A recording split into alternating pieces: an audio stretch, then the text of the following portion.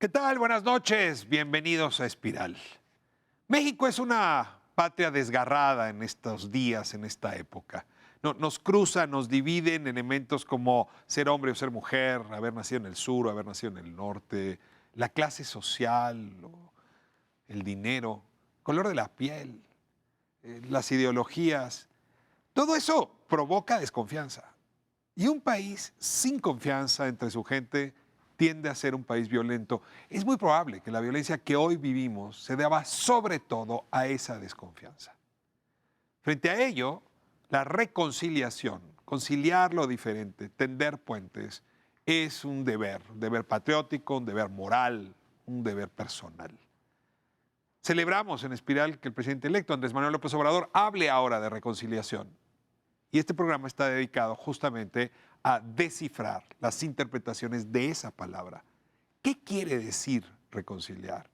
¿Qué mecanismos tenemos los seres humanos para reconciliar? ¿Qué taras culturales tenemos en México que nos han impedido reconciliar? He invitado hoy a distintas participantes de un grupo que se llama Méxicos Posibles, que llevan buen rato pensando en esto, en cómo reconciliar a México. Comenzamos.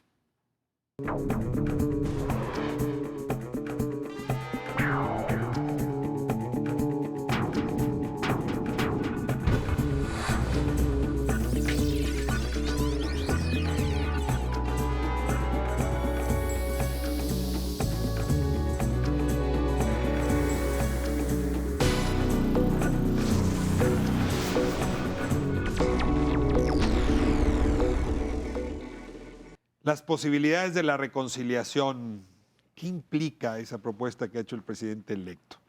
Les he invitado esta noche a partir de un ejercicio en el que participaron Méxicos Posibles, donde justamente han estado pensando en esto, cómo reconciliar a México, cómo hacer que hable. Les doy la bienvenida, les agradezco que estén aquí y como esta edición Espiral, les pido que ustedes se presenten. Comenzamos, Leticia Bonifaz, contigo.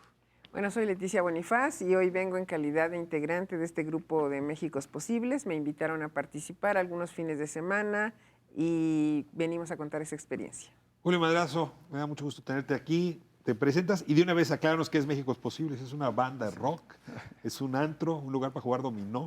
Un spa. Muchas gracias, Ricardo, y muchísimas gracias por la invitación.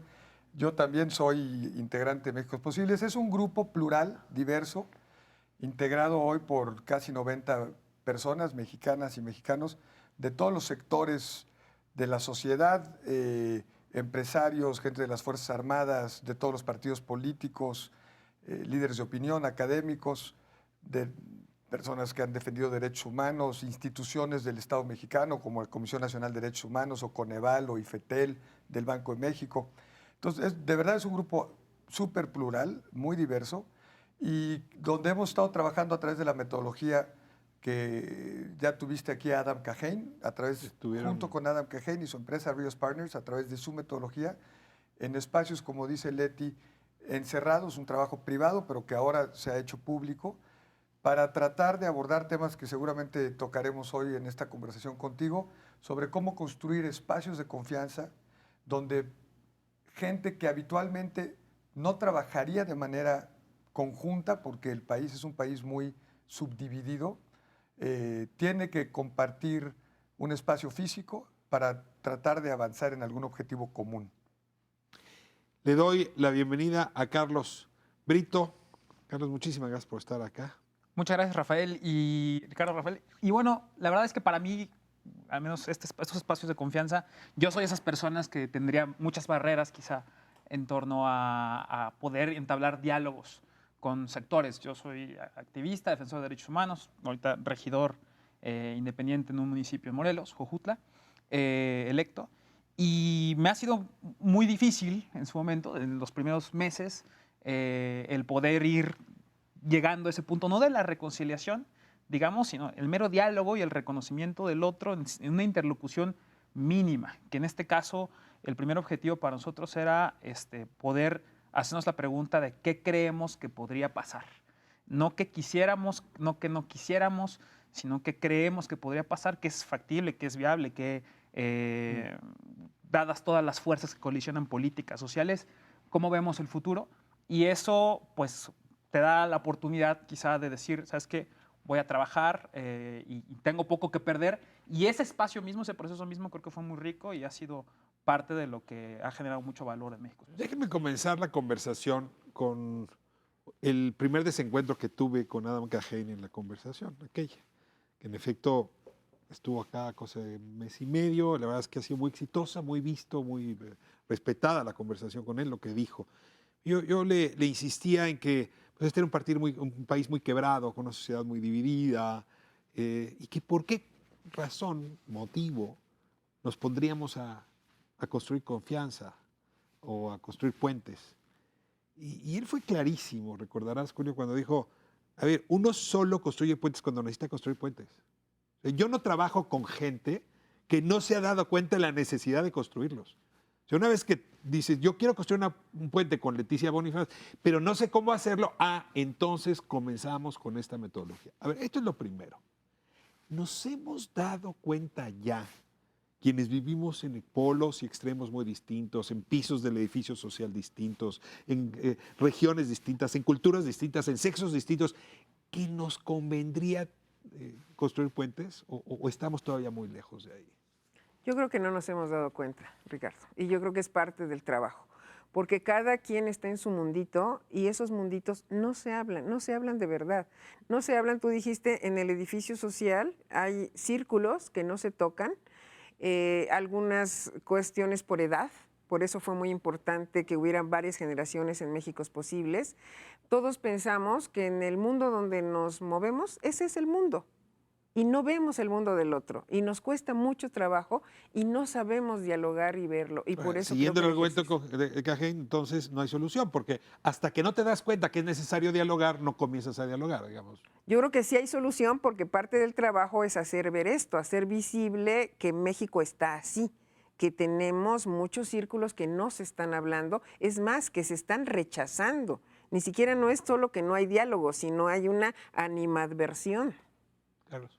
Yo creo que soy un poco más optimista en el sentido de que sí es cierto que nos falta muchísimo reconocimiento de la necesidad de diálogo, pero también creo que tenemos contraejemplos muy claros que nos están gritando y que si muchas personas que venimos quizá de extremos en discusiones diversas de economía, de política, y decidimos participar en esto también es porque ahí está el ejemplo enfrente del Brexit, de la situación de la paz en Colombia, el caso en Estados Unidos, donde también creo que el problema de esta parte cultural del Mexicanize, de mejor no me meto en problemas, mejor me aíslo, termina reventando en la cara a la sociedad. Entonces, Perdóname que te pida precisión. El Mexican Nice. esta cosa de no querer No me meto en insultar conflicto. a la otra persona, no meterte en conflicto. Bájale. Somos No, muy nos diferentes, metamos. somos tan diferentes que mejor hagamos Cada que no lo quien. somos. O sea, el maquillista. Y ni nos juntamos, y ni nos hablamos. Eso me parece que se puede estar comenzando a superar por los contraejemplos mundiales de lo que ocurre cuando las diferencias las aíslas y se vuelven cajas de resonancia, que es parte de toda esta discusión que ha habido en los últimos años y meses en otros países. Yo sí creo, y por eso pues, soy un poco más optimista quizá que Leti, es que sí esta elección creo que pintaba para terminar en un país hiperpolarizado como en 2006 o polarizado de cierta manera como en 2012, pero creo que hay señales de que, bueno, igual y ya no está tan de moda el purismo y está comenzando a haber más de moda una visión de Estado, que creo que son buenas señales, aunque desde luego pues es una victoria hasta hoy, ¿no? Ahora, ciertamente, Julio, somos muy dados a apagar a las personas como apagamos la televisión. Empieza a decir algo que no me gusta y eres un neoliberal, eres un chayotero, eres un chairo, eres un amlover. Y ya, se acabó. ¿No? Ya no hay diálogo, ya no se habla. Incluso hasta te sientes moralmente superior, despreciando al otro.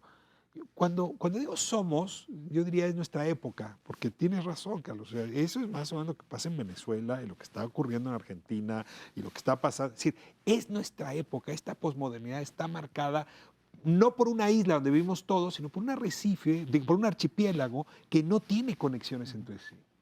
No, totalmente de acuerdo. Y de hecho, aunque parezca irreal, la metodología empieza con una digamos, como un mecanismo que ellos han desarrollado de cómo dialogar. Lo que tú estás acabando de escribir, de que apagas al de enfrente, ellos los llaman cuando estás haciendo downloading, ¿no? Entonces, la verdad es que no te estás escuchando. Yo estoy esperando a que tú termines para yo decir lo que de cualquier manera iba yo a decir. A ver, ¿a qué hora se acaba? ¿Sí, no? Entonces, nada, estoy esperando que... Y te ha tocado ver que cómo estás hablando con la gente y ya está viendo su celular, se voltea, te da la espalda. Sí, totalmente. Pero también allí, Ricardo, te dan las redes sociales posibilidad de bloquear. O sea, mejor ya te excluyo. Es que en realidad por eso le quería preguntar, porque las redes sociales nos han llevado a actuar en la vida real como cuando bloqueas a alguien en Facebook. Sí. Exacto. Ahora, regresando a lo que han dicho Leti y Carlos sobre tu pregunta inicial, en términos de la reconciliación, en países donde se ha dado, pero el que mejor conozco es Colombia, las Fuerzas Armadas y las FARC querían una paz.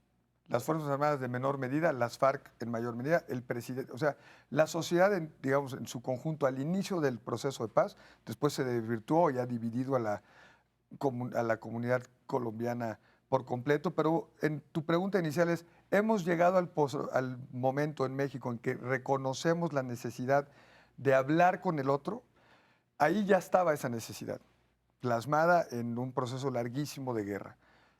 En México yo no veo hoy que el peor elemento de todo esto, que es el crimen organizado, ni esté buscando ninguna reconciliación. Entonces, aquí lo que necesitamos en términos de Estado es qué política pública vamos a tener para que haya seguridad pública, Okay. ¿no? Pero ¿y tú estarías diciendo que la principal división de este país sería entre crimen organizado y mundo legal? Sí. Pero déjame, porque ya es correr a colocar por encima una de las divisiones sobre las otras. Hagamos una ronda para ver cuáles son esas divisiones que según ustedes son las más difíciles de resolver. Uno es esto, el mundo legal versus el ilegal, crimen organizado versus Estado. ¿Qué otras divisiones, estos círculos a los que hacías referencia, Pues te sí, parecen los más complicados de saldar? A mí me parece que somos una sociedad clasista que discrimina, ahí está lo que acaba de mostrar con APRED, y también luego tiene que ver con la formación y los privilegios, y es a donde, ya dijiste, el chairo, empiezas a decir yo soy privilegiado y hay otros con los que no hablo. Yo con el desposeído no hablo. Exactamente. Ahora, si uno mira, Carlos, Inglaterra, si miramos Estados Unidos, los resultados electorales, y los resultados mexicanos, claramente hay una división de edad. O sea, una edad votó por Trump, otra edad votó contra Trump, unos votaron por quedarse en la Unión Europea, otros a favor del Brexit. En México el voto joven fue mayoritario, abrumadoramente mayoritario por el presidente López Obrador. Es decir, claramente, como en la época de la Revolución, hay un corte generacional. Te pido que me digas qué tan grande es ese barranco, ese corte. Pues todas las desigualdades están cruzadas y todas las diferencias están cruzadas, digo, género, raza, región. Te obligo como a priorizar. Pero sí creo que las barreras, por ejemplo, de edad, ya llegan incluso a lo cognitivo, pues. La manera en la que se aprecian los mismos problemas y la urgencia con la que se aprecian los problemas son muy distintos. Incluso yo tengo 30 años, incluso con gente de 20, 18 años ya es otro salto y la manera en la que consumes información es totalmente distinta. No sé si es un proceso en el que cada vez se está segmentando más, así también lo siento yo. ¿Sí crees que el desarrollo tecnológico, las redes, Internet nos está apartando? Porque además, pero una cosa sí hace las redes sociales, y me parece que es importante, es que nos está enfrentando a la diferencia todo el tiempo. Aunque sean dentro de nuestras cajas de resonancia. ¿Pero la diferencia de edad? La diferencia del otro, de la otra persona. Estamos todo el tiempo generando identidad en Internet, en las redes sociales, porque estamos hablando con nosotros, estamos formando la propia, sea en el Instagram, sea en Twitter, sea en Facebook. Estamos cultivando una identidad frente a otros, con mucha más gente que no es la de mi colonia, la de mi calle, la de municipio. Y creo, a mí me tocó una elección municipal en este periodo en el que acaba de pasar, y creo que es una diferencia brutal, es que las otras generaciones, su mundo, digamos, era geográfica y simbólicamente era mucho más chico. las personas mayores allá en Jojutla, en Morelos, pues para ellos sí, es la gente en la que conoce a la gente, Claro. en la que vive al lado de la calle, y si vive más allá o en el otro pueblo, ya es allá, ya vive alguien más.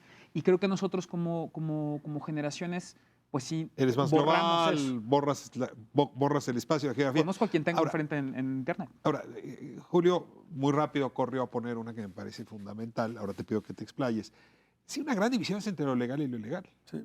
O sea, el negocio legal versus el negocio ilegal, la organización social legal versus la ilegal y la criminal, la manera como se resuelven los asuntos por corrupción ilegal, cuando se resuelven con justicia, cómo se asignan bienes, se distribuyen servicios. Si hay una división y si estás en uno o en otro lado, ves muy distinto el mundo. Sí, totalmente. Y ahorita escuchando a mis colegas también pensé en la reconciliación en términos de las oportunidades, porque en las oportunidades que te da o no te da este país, desde que naces, en términos de servicios de salud, educación, no sé qué, y por eso yo creo que digamos, la bandera de Primero los Pobres es una bandera de reconciliación también, porque el no darle oportunidades a la gran mayoría de mexicanos frente a quienes sí tienen muchos privilegios y tienen de manera privada, si tú quieres, pero acceso a educación de calidad, a servicios de salud de calidad, y viven en otro planeta, en términos de este país, viven más en un país primermundista que el grueso de la población. La reconciliación ahí, que es casi de clases sociales, solo se va a lograr en la medida en que podamos de verdad generar las condiciones de bienestar para tanta gente a la que el país no le ha dado las condiciones. Y ahí es donde está el crimen de Estado, digamos, ¿no? Y tú también estabas hablando ahorita en términos de la capacidad de diálogo y de la capacidad de confianza. Y el ejemplo que pone Leti en términos de los argumentos, va a ser muy difícil si no logramos que esas grandes, esa enorme población mexicana tenga ese acceso a bienestar, que empiece a reconocer y a respetar su punto de vista como válido y sus razones como pertinentes. Vamos a dedicarle el programa, entonces los 3 segmentos, un poco a ver las soluciones. Entonces déjame encapsular como estas medidas o estos mecanismos ya de reconciliación, más para acabar de hacer el diagnóstico. Hay una última división, fractura que a mí me parece relevante de este país, que es la geográfica. Ah, sí. Es decir, tú eres de Chiapas. Yo soy de Chiapas. Yo soy chilango Sí, y no sí, hay sí. nada aquí en Monterrey. No. Pero la verdad es que sí son Claro que diálogos bien sí, distintos. claro que Y sí. nos vemos muy distinto. Ujú. Sí es otro de los problemas. Sí, y te preguntan, ¿estudiaste en Chiapas? O yo comentaba sobre el origen de un tabasqueño que llega después de que tuvimos de Venustiano Carranza para acá a nadie del sureste. O sea, es el primer presidente del sur que llega en el siglo XX-XXI. ¿Por qué? Porque las condiciones se dieron de manera distinta. ¿Puebla no es el sureste? Le estoy llamando centro todavía Puebla. Sería un poco al sur. La entrada es la porque entrada al estás sureste. colocando al Distrito Federal en el centro, ¿no? Pero los poblanos son la puerta al sureste, ¿no? Claro, claro. Ahora es Díaz Ordaz, perdón, estoy jugando. Bueno, pero lo que te quiero decir es muy importante esto que dices, porque Andrés Manuel tuvo en 2006 y en 2012 el voto del sur-sureste, ese lo tuvo siempre, pero esta vez conquistó al norte. ¿Por qué conquistó al norte? Es una cosa muy interesante de cuál fue el mensaje. Y las necesidades del sur y sureste no son las del norte, pero yo creo que en el norte está el hartazgo del crimen organizado y la necesidad de pacificación. Y una cosa interesante en términos de participación, creció en el norte sin duda, pero la participación más baja fueron los estados del norte. La participación más alta fueron los estados donde arrasó, ¿no? También ganó y creció mucho en el norte, además tuvo 2 líderes importantísimos en las 2 circunscripciones, Monreal y Ebrard, en las 2 del norte. Pero también ante la victoria inminente de López Obrador, no salieron a votar.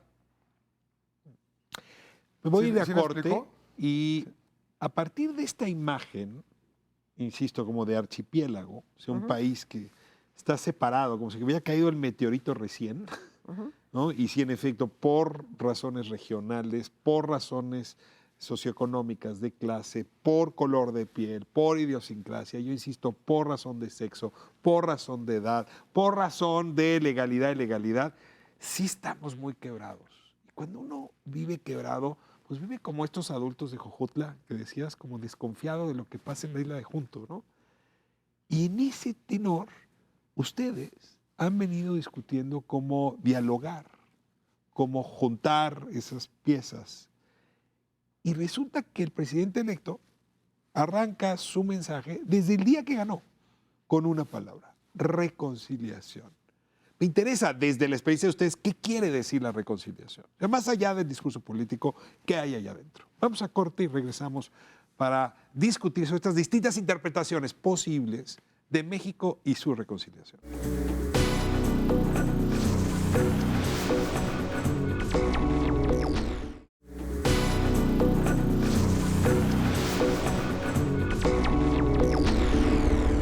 Bueno, estamos hablando de las reconciliaciones posibles para un México que es bastante plural y a veces muy dividido, muy partido. A ver, Julio, te la aviento directo. Yo te digo, reconciliación, lo primero que te venga a la cabeza. Responsabilidad. Leticia. Diálogo. Diálogo. Carlos. Necesaria. La reconciliación es una virtud que enfrenta un mundo que no está conciliado, ¿no? Que más bien está peleado, que está polarizado. Lo describíamos un poco en el... el reconciliador lo que hace es justamente unir lo que está separado. ¿Por qué Andrés Manuel López Obrador podría reconciliar mejor que Enrique Peña Nieto, o que Felipe Calderón, o que Vicente Fox, o que Ernesto Zedillo, o que Venustiano Carranza, o que Adolfo López Mateos? Es decir, ¿qué hay en su biografía, en la historia política, en lo que estamos observando, que lo convertiría en un mejor hilvanador de un país fracturado? Yo creo que se plantea como presidente la cuarta transformación. O sea, se plantea como un presidente histórico de entrada. O sea, ¿qué le diría usted a la mitad del país que no votó por usted? Que confíen en mí, que no les voy a quedar mal, que voy a ser el mejor presidente de la historia. La cuarta transformación es una narrativa mucho más amplia que las reformas estructurales o que ganarle la guerra al crimen. Entonces, él plantea una visión de su gobierno que es cambiar el paradigma. Eso le permite moverse en miles de aguas de manera muy distinta. Y entonces, por eso la reconciliación pasa por lo económico, por las oportunidades, por las víctimas. O sea, la reconciliación no significa solamente pacificación, ¿no? Y cuando te contesté responsabilidad, no solo es porque es responsabilidad de todos. Hace un minuto decías sobre el presidente López Obrador y las decisiones que tiene que tomar, y si eres neoliberal o eres AMLover. No nos sirven esas categorías.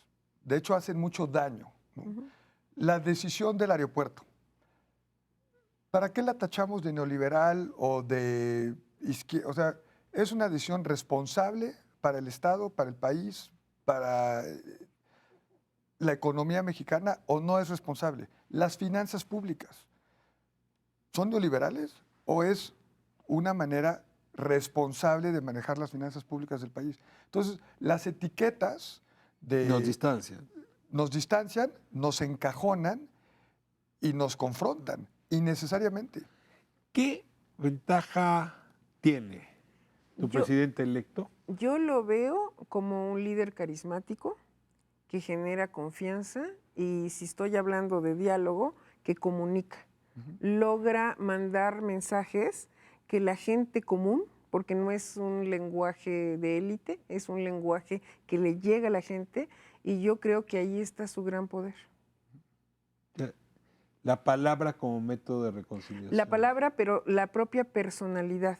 A ver, déjame hacerla porque me toca Estoy de abogado del diablo. estoy muy beberiana, pero es un líder carismático, Sí, sin pero a duda. ver, déjame ser abogado del diablo, porque es el papel que nos toca, este ingrato papel que nos toca a los periodistas. Andrés Manuel López Obrador tiene un lenguaje que en efecto conecta con la gente común, con el sentido común de la gente, creo que esa es su virtud, pero también ha conectado polarizando. O sea, su hablar ha sido fracturante. De hecho, su carrera se construye en buena medida tomando distancia de otros, señalando a otros de conspirar, de formar complots, de fifís, de privilegiados. ¿Por qué hoy sería creíble como un hilvanador cuando él ha sido parte de esa expresa, evidente, de esa fractura? Pues yo creo que la clave está en el rol que juega. Cuando ya es presidente de todos los mexicanos a partir del 1 de diciembre, qué tanto él mismo tiene que ser consciente de que hay una responsabilidad distinta. ¿Está consciente, No lo sé. Carlos? Yo deseo que exista reconciliación, pero la pregunta es de quién con quién y por qué y con qué, o sea, qué cosas están en juego. O sea, el Mexican Nice no es reconciliación, ¿verdad? No. A ver, pero me y se interesa mucho y se ven cuál es la los foros diferencia. de paz, de pacificación, por ejemplo. ¿Cuál es la diferencia entre el Mexican Nice, que dice no hay problema, no hay problema, no hay problema, Exacto. versus el que reconcilia a partir de Es la que realidad? uno niega el conflicto y otro acepta el conflicto. Dice, ok, el conflicto existió o el conflicto existe, hay que reconocerlo primero. Y cómo partimos de ello en función de una decisión responsable que para empezar no nos mate, ¿no? Y que para empezar no nos eche a perder el país y no siga habiendo consecuencias de lo que 30, 40, 50 años ha ocurrido.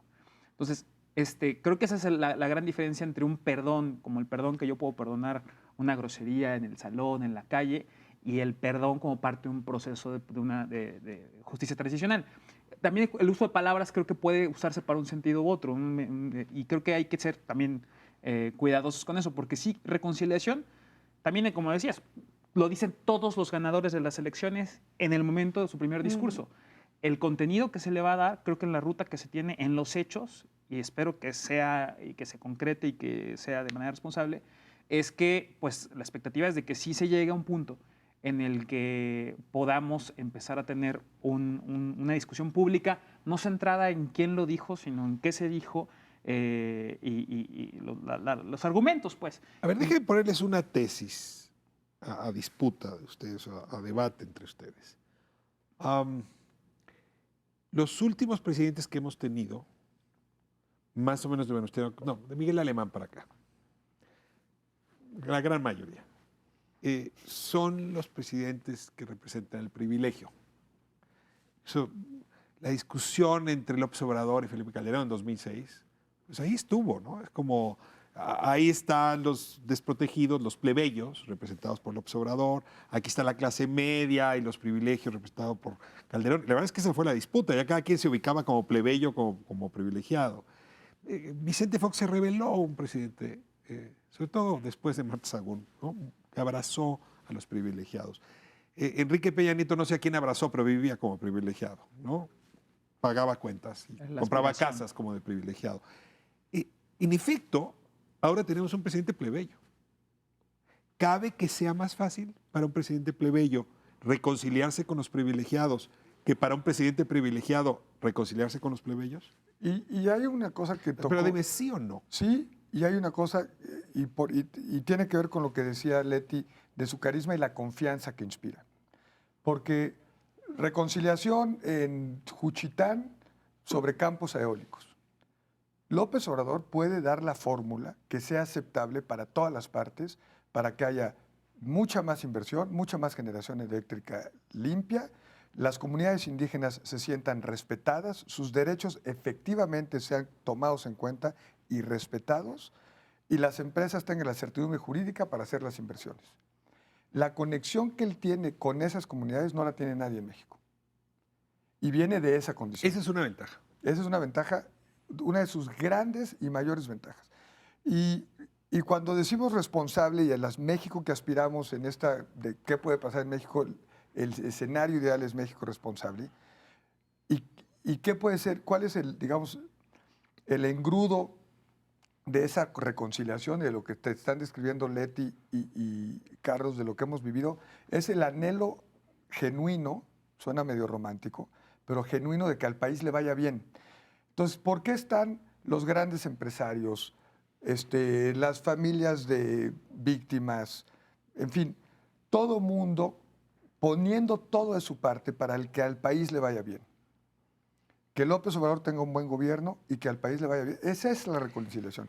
Y es el interés, si tú quieres, de personal incluso, o de gremio, pero por un bien mayor. Y eso es lo que, perdón, creo que López Obrador pone en la mesa de manera más creíble que ningún otro presidente, el bien del país. A ver, te lo planteo un poco desde otra lógica, pero no es muy distinta. el que sea un nacido en el sur-sureste lo convierte en un interlocutor que puede acercarse al norte, como no fue para voces del norte que querían hablar con el sur. Es decir, Vicente Fox, aunque era de Guanajuato, la verdad estaba muy apoyado por el Grupo Monterrey y era difícil desde ahí hablar con Chiapas. En cambio, si hablas desde Tabasco, a lo mejor es más fácil hablar con Monterrey. Yo creo que sí, Ricardo. Y fíjate que ahorita que estabas preguntando de la comparación con los presidentes, Nacho Marván me dijo que él ve más alemán Ruiz Cortines, que lo ve por allí, el presidente austero, el presidente que le bajó a los excesos. Ruiz Cortines, sí. Ruiz Cortines, sí, que el paso que él ve ahora sería que lo vería más cercano a Ruiz Cortines. Sí, claro. A ver, Alemán fue el presidente empresario, hombre. Se Exacto. compró una televisora, un periódico, ahora hasta línea aérea tienen en sus herencias. Y Ruiz Cortines... Por eso ese Nacho presidente- me decía, fíjate bien en el papel de Ruiz Cortines y vamos a estar más cerca de saber cómo pueden venir las cosas. Que hay un Veracruz del norte y un Veracruz del sur. Así es. No, y mira, de verdad, es que cuando estábamos viendo los debates, la propia gente de mi familia de Chiapas decían, es que lo hace platicado como nosotros, es que lo habla como lo hablaríamos en el pueblo, como que tiene una cercanía diferente y que sí te llega. Ahora, no le llega a quien habla el otro lenguaje. Así es. O sea, no le que llega es con el que al vamos Club a de hablar. Industriales. Ese No es le con- llega a Chipinque en Monterrey. Pero no otra le vez vemos quiénes son unos y quiénes son los otros y por qué se va a tener que abrir ese diálogo. Yo Carlos- sí confío en Olga y confío en Marcelo y en Ale Frausto y en mucha gente que está cerca, porque no es solo él. Ya presentó un gabinete, ya Y sabemos. esos hablan con muchos otros. Yo digo que sí. A ver, recientemente, Carlos, vi una película que me impresionó mucho, que se llama Denial, Negación, no sé cómo la van traducido en español. Y la historia es de una mujer que habla sobre el holocausto y unas cosas que advierte es que ella no discute con gente que niega el holocausto. Se puede discutir con cualquier otra gente, pero no habla con gente que niegue el holocausto. Y a fin de cuentas empieza un pleito legal con alguien que justamente lo hacía. Y mientras estaba viendo decía, hay alguien con quien no debería haber reconciliación. O sea, alguien debería sacarlo López Obrador de la reconciliación. Y pues la lanzo directo. ¿De veras la reconciliación alcanza para subir al Bester Gordillo Morales, chapaneca, por cierto, también, al barco? Bueno, también Rosario Castellanos para compensar. Y Leticia Bonifaz. No, hay chapanecos adorables. Pero a ver, ¿la reconciliación basta ya? ¿O hay quienes de veras no deberían estar en la Cuarta Transformación? Porque el país, la verdad, para avanzar, pues sí necesita cortar. Hasta Juárez tuvo que tomar la terrible decisión de que Maximiliano perdiera la vida, pues justamente para seguir hacia adelante. A ver, perdón, pero ustedes saben dónde están los límites. O de plano, Mexican Nice, todos juntos a la fiesta. No, Carlos. es que también es parte de esto. O sea, una cosa es la reconciliación y otra cosa es la injusticia y la impunidad. Y creo que eso es importante.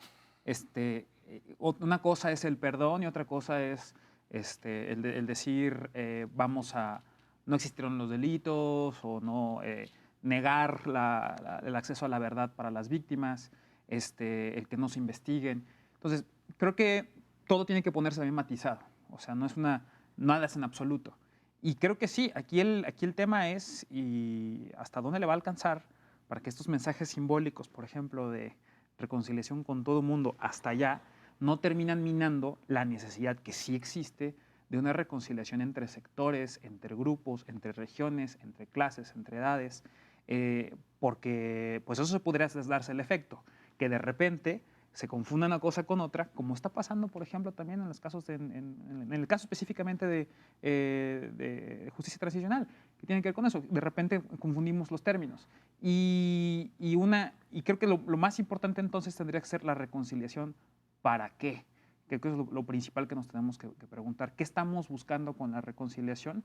Y al definir aquello vamos a definir reconciliación misma. Creo que lo que buscamos es que muchos de los problemas muy graves que hemos tenido y la imposibilidad de diálogo para buscar soluciones que necesitan no solamente diseño, sino voluntad política, empiecen a avanzar. Porque justamente parte del escenario, los otros escenarios que México es posibles salen, pues ocurre exactamente lo que en el Pacto por México, donde las cúpulas se juntan, toman decisiones técnicas, buenas o malas, cambian las constituciones locales, la constitución federal, y entonces esperan que las cosas cambien así, y llevamos 30 años cambiando instituciones y enfrentándose a una realidad social que sencillamente pues, no empata. Entonces yo creo que eso es bien importante, tener mucho cuidado con no tener muy claro cuál es el objetivo del uso de estas palabras y no confundirlo con impunidad, con ningún tipo de injusticia. Sí, reconciliación a toda costa, incluso al punto de negar abusos, de negar delitos, de negar corrupción, muerte, desapariciones, o, no sé, autoritarismo sindical, o ostentación suntuosa pagada con mis impuestos. Sí, no es justo, ¿no? La reconciliación no es una medicina milagro, es un esfuerzo complicado. En el libro que presentó Adam Cahan cuando vino y que comentaste con él en la entrevista, Colaborando con el enemigo, habla justamente de la colaboración flexible, como un espacio en donde hay confianza, aceptamos nuestras diferencias, pero también entendemos que hay un destino común y colaboramos de manera flexible, cediendo y concediendo para poder avanzar de manera conjunta.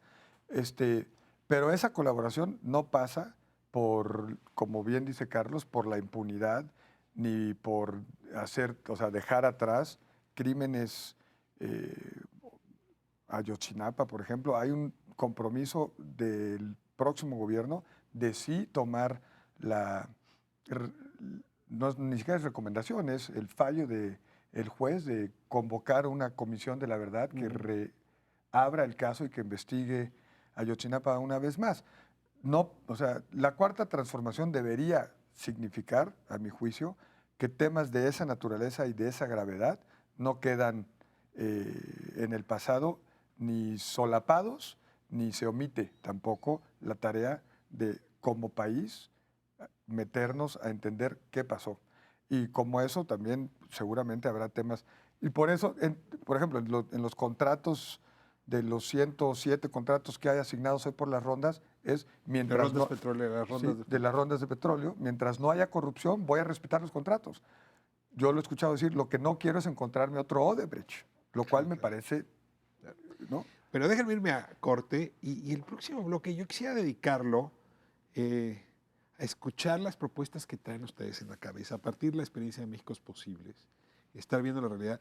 ¿Cómo hacemos para que este país pueda conciliar mejor sus diferencias? Pero no hablo de manera azarosa, sino yo diría casi como mecánica, como patrón, como método regular para resolver las diferencias. Que sí hay sociedades que tienen mecanismos para construir confianza que ya casi son automáticos. Y hay otras como la nuestra que, cómo nos cuesta. Déjenme ir por esas respuestas y antes un pequeño corte, volvemos.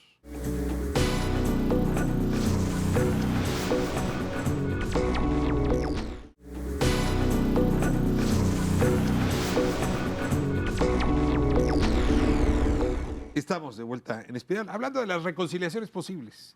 Y hablaba como de estos métodos. Tú hablas de la metodología de Adam Cahan. Ha habido quien se ha esmerado en encontrar mecanismos donde se produzca confianza. Le llaman ahora, hace rato, capital social, ¿no? Es decir, tú colaboras, yo colaboro, después de 3 veces que colaboramos, pues yo ya confío en ti, ¿no? El mecanismo más común en México para crear confianza se llama familia, ¿no? O sea, yo solo confío en los míos. Y cada que es que México y la familia, yo me preocupo mucho porque resulta que solo confío en mis hermanos, solo confío en mis parientes. Oh, qué desastre para un país de 130 millones de habitantes donde la mayoría no somos parientes. O sea, quiere decir que desconfío casi del 99.9. Hay sociedades que a pesar de ser tan grandes, tan plurales, tan diversas, regionalmente tan complicadas, van construyendo confianza y hay ciudades como la nuestra que no han encontrado métodos. ¿Qué métodos propondrían, Leticia? Antes de contestarte, estoy recordando un estudio que hizo Antanas Mockus, el exalcalde, ¿te acuerdas que vino de asesor de Bogotá? Y él, después de hacer un estudio muy profundo en la Ciudad de México, encontró como gran novedad que aquí confiamos en los vecinos. ¿A quién le dejo a la niña si no sé qué? A la vecina. ¿Con quién dejo la llave para no sé qué? A la vecina. ¿Quién va a recibir tal cosa? A la vecina. Y que eso no es común en O otros sea, lugares. creemos en las vecinas, no en los vecinos. Me- Lo dije en femenino, no sé si así era, pero el tema es que sí pensamos que a veces las distancias con los familiares son tales que muchas veces los vecinos aquí en la Ciudad de México juegan un papel mucho más importante del que creemos. Eso fue parte del descubrimiento del trabajo que hizo Antanas Mockus Los sobre vecinos justicia de tu cívica. vecindad. Los vecinos, sí, los inmediatos. Ya en los que ven en la calle enfrente, quién Los sabe. inmediatos, ¿no? Ok. Eso fue, y sobre todo en barrios bajos, en Iztapalapa, en todas las zonas. Es que la donde vulnerabilidad es tal que sí se hace dan eso. unos lazos de vecindad muy importantes. Pues mira, de los ejercicios que Te voy a hicimos. dar un contrafáctico. Hay una encuesta importante que hicieron en la época en que Gobernación hacía encuestas sobre valores, ¿no? La ENCUP y estas. Y no, 8 de cada 10 mexicanos desconfiaban de los partidos políticos. No les estoy revelando nada nuevo. La siguiente pregunta era, ¿confía usted en su vecino? 8 de cada 10 desconfía de los vecinos. Mira, O sea, entonces probablemente la Ciudad de México es particular, somos geniales. son las distancias. A lo mejor aquí sí creemos en los partidos, Son no sé las qué decir. distancias, ¿no? Pues mira, de los ejercicios que hicimos en México es Posibles, que me acuerdo mucho que fueron los más como fuertes, fue uno donde estábamos todos en una rueda y nos pidieron que eligiéramos a la persona más contraria a ti, que te pararas y durante media hora ibas a platicar y a caminar por unos jardines de un hotel allá en Morelos. Y entonces yo quedé viendo así como con quién no hablaría de manera natural, a quién es el que con el que más me siento alejada. Y me acuerdo que se dieron ahí unas duplas completamente extrañas, Por ¿no? ejemplo, a ver, cuéntame alguna. Ceci, amiga de ¿Trabajadora del Quintana hogar? Roo, no, Ah, de no, no, Quintana Roo. Ceci, una Cecilia. feminista recalcitrante, se fue directo a hablar con el arzobispo, ¿no? Garfias. Con el arzobispo Garfias. Entonces, esa combinación yo decía, pues no sé en qué va a acabar esto. Acabó muy bien, ¿no? Y yo estaba viendo por qué iba a seleccionar y a mí me seleccionó una chavita muy joven, no me acuerdo cómo se llama ahorita, que encontró como que era difícil hablar conmigo, pero más por una razón generacional. Areli. Areli. Arely, Y ¿y en- tú, Carlos, con quién te fuiste? Ah, no, A mí, yo creo que soy muy de los normalito. Yo desconfiaba del 88-90% de la generación que me tocó. O sea, yo iba pues con muchos. Yo decía, creo que lo principal, y lo mencioné muchas veces, primero hay que partir, y eso es creo que para todo el mundo, hay que partir de saber que somos muy diferentes y reconocerlo y decirlo. Y que está bien. Y que tenemos posiciones bien distintas. Y ¿sabes qué? Nos hemos agarrado y hemos protestado y te he ido a tirar piedras y no sé qué a la oficina de una marcha. O sea, así es el nivel de indignación con tu trabajo. No sé si contigo en lo personal, pero eso es lo primerito. Y está una posición de ideas. Y lo que pasaba también mucho es que, y pasó de hecho en los grupos, es que, oye, pues estamos juntos aquí y ahora que ya no nos peleamos. Entonces evitamos expresar o explicitar las diferencias. Entonces lo primerito para mí, como de manual, es eso, es reconocer aunque duela y si no duele es que no estás haciéndolo bien, que somos muy distintos y en qué somos distintos. Segundo, lo más importante, las asimetrías. Porque muchos de quienes participamos dentro de México Posibles tenemos posiciones de poder totalmente diferentes.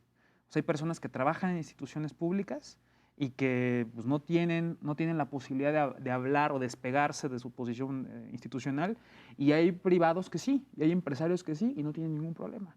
Y hay vemos activistas, defensores, mucha gente de la academia que puede hablar con otra libertad. Entonces también reconocer las asimetrías de poder, decirlas también abiertamente, y lo más importante es darnos por un ratito, esa media hora, la posibilidad de asumir de que esta persona no me quiere hacer daño ahorita, sino de que el apoyo antropológico, es decir, es que somos personas, valemos lo mismo, vamos a escucharnos. Creo que esos son como los 3 elementos iniciales y a mí me costó mucho trabajo y en ese sentido, pues a mí me tocó, yo tuve que escoger a una persona que trabajaba en ese momento en la presidencia de la República, ¿no? Yo habiendo participado en el Movimiento 132 y yo siguiendo, y todavía lo soy un antipriista casi genético. Pero ese es el tipo de cosas que tienes que partir, decir, bueno, a ver, vamos a platicar y decirte la verdad, ya me conoces y sabes que está de juego, ¿no? A ver, me gustaría como consultarte un tema que es siempre lastimoso en México. Y luego de la siguiente manera. Un día le preguntaron a Michael Moore, ¿te acuerdas de este periodista Sí. de Estados Unidos? Hizo cosas formidables, ¿no? La de Bowling for Columbine y después hizo Fahrenheit. Y la verdad es que con temas bien dolorosos de la gente, la violencia, el cambio, el populismo, fue haciéndose mucha fama. Entonces alguien un poco con desprecio dijo, oiga, ¿y a usted no le incomoda haber hecho tanto dinero con esas causas? Y el tipo respondió, oiga usted, yo no soy mi causa. Lo digo en términos más precisos, aceptar que yo no soy mi argumento. Exacto. A ver, yo estoy luchando por esta causa, pero yo no soy la causa. Es decir, yo no puedo decir, el sindicato y yo somos lo mismo, la educación y yo somos lo mismo, la libertad y yo somos lo mismo, ¿no? La equidad y yo somos lo mismo. No, a ver, la equidad está allá, yo estoy acá, yo lucho por esa causa. Pero aquí no se puede. O sea, si Cuesta tú mucho trabajo. rebates mi argumento, siento como si me tocaras mi corazoncito. Ese es el tema, lo agarramos personal, decimos, ya lo tomas como me atacó, me ofendió. No estamos en un debate donde yo voy a convencer a Julio de algo o Julio me va a intentar convencer, pero en todos los casos, casi todos íbamos prejuiciados en relación al Julio, otro. ¿tú logras decir yo no soy mi argumento? O sea, ¿haces ese ejercicio? Yo soy muy poco celoso de mis ideas. O sea, tengo, como todos nosotros, ideas sobre algo, pero me dejo convencer de argumentos mejores a los míos de manera muy fácil. O sea, en ese Y si sentido, yo no estoy de acuerdo contigo, yo no tengo conflicto contigo. O sea, yo creo que en ese sentido yo soy muy flexible a tener amigos con los que no tengo un punto de vista igual y compartir con ellos otras cosas, ¿no? Hubo, por ejemplo, entre estos empresarios muy grandes como Juan Pablo del Valle y Carlos Cruz, fue otra dupla, o Max Correa y Agustín Coppel. Y han generado entre ellos no solo lazos de confianza, sino yo te diría que una de las cosas más ricas, poco visibles de todo este ejercicio, es una red de amigos, porque hay muchísima colaboración. El sismo del año pasado fue, la verdad, fue un ejercicio, y lo vivimos todos, pues, muy duro en términos de lo que pasó, pero esta red se convirtió en un motor de soluciones formidable, inmediatas. porque conectaba neuronas muy distintas a lo largo y a lo ancho de la sociedad. A lo largo del ancho de la sociedad, con O información sea, muy... Carlos Cruz, expandillero, trabaja con jóvenes en situación de calle, etcétera, y decías del con dos Valle. arzobispos o con 6 empresarios con capacidad de mover recursos no solo en sus empresas, sino en la red de empresarios. Que aprobaron en los hechos el éxito. Sí, y se ha probado en muchas cosas. O sea, la verdad es que las relaciones institucionales y personales. Ahora, ¿cómo escalas esto? Porque tu pregunta inicial es, ¿qué ejercicio nacional? O sea, porque pues de 40 en 40... Más allá de mi edificio. Exacto, pues, de 40 en 40, o sea, ¿qué podríamos hacer? Y yo creo que pasa por la educación. Regresando a una de las primeras intervenciones de Leti, comparando el sistema educativo alemán con el mexicano, necesitamos un sistema educativo donde el diálogo, la tolerancia, la capacidad de disentir, pero antes de disentir, pues la capacidad de reflexionar para poder disentir, sean de verdad el resultado de la primaria y la secundaria. La educación básica del país tiene que generar esas habilidades humanas y profesionales para poder tener un país diferente. Leti, Carlos, yo soy blanco, soy varón. Nací en una clase media acomodada que fue a mejor. Me pude formar en escuelas del extranjero. Esos son privilegios todos. Todos. Y sin embargo, a veces me muevo por el mundo no acordándome de ellos, ¿no? Como desplazo agua como si fuera normal. Esas solas características pueden generar un conflicto. Me ha costado mucho aceptarlo, ¿eh? Que nada más esos elementos tendría yo que tenerlos siempre en mente cuando me relaciono con cualquier otra persona. Les pregunto, ¿no es ese otro problema de nuestro país? Que no estamos conscientes de esos privilegios que le estamos imponiendo al otro y que por lo tanto incluso hacemos daño solamente al pasar. Yo creo que sí, pero yo me voy, si te estás poniendo como ejemplo, tú te volviste feminista, ¿por qué? Porque tuviste, no solo en tu casa, sino tuviste todo el tiempo esta necesidad de ver tus privilegios como hombre, ¿no?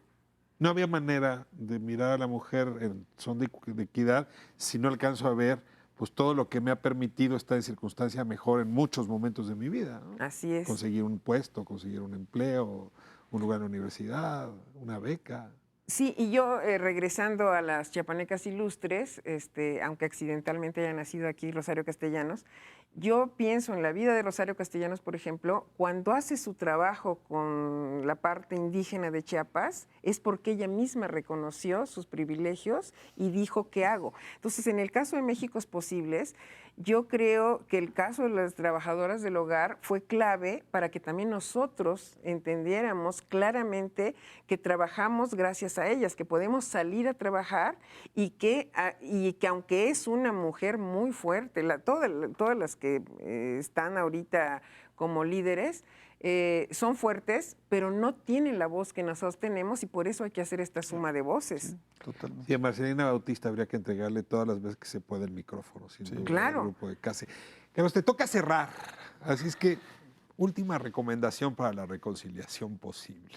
Bueno, pero recapitulando, hay que reconocer las diferencias siempre, hay que celebrar el conflicto. La democracia parte de que pues nos toca vivir juntos, vamos a estar aquí compartiendo territorio, casa, calle, estado, región, y pues bueno, ¿qué tipo de vida queremos? Queremos una vida digna donde todo el mundo tenga educación, salud, etcétera. Y ya que nos estamos poniendo de acuerdo en lo que queremos, pues ya es mucho más fácil el poder dialogar, el poder reconciliarse, el poder trabajar. Creo que eso es lo principal. Yo en campaña en algún momento alguien me lo preguntó, oye, bueno, tú que eres el presidente municipal, ¿qué vas a hacer en materia de inseguridad? Digo, lo principal es mandarle un mensaje a todo el mundo, mandarle un mensaje a los narcos, a las familias de los narcos, a los militares, a las familias de los militares, a los policías, a las familias de los policías, a todo el mundo, y es que se trata de que nadie se muera. ¿Y cómo le hacemos para que no nos matemos? Y en ese sentido, lo principal y lo que quisiéramos acá es cómo le hacemos para que podamos disfrutar y tener una vida digna entre todos, y a partir de ahí los pasitos casi se van dando solos. Curioso, ¿no? El programa empezó ahí con Julio y está terminando ahí ahora contigo. La fuente principal de la violencia es la desconfianza. Si no resolvemos el problema de desconfianza o si no construimos confianza, la violencia se va a seguir entre nosotros. Reconciliar es una manera de pacificar. De hecho, son sinónimos. Gracias por habernos permitido entrar a su hogar. Nos vemos próximo miércoles, 10 de la noche, Espiral, Canal 11.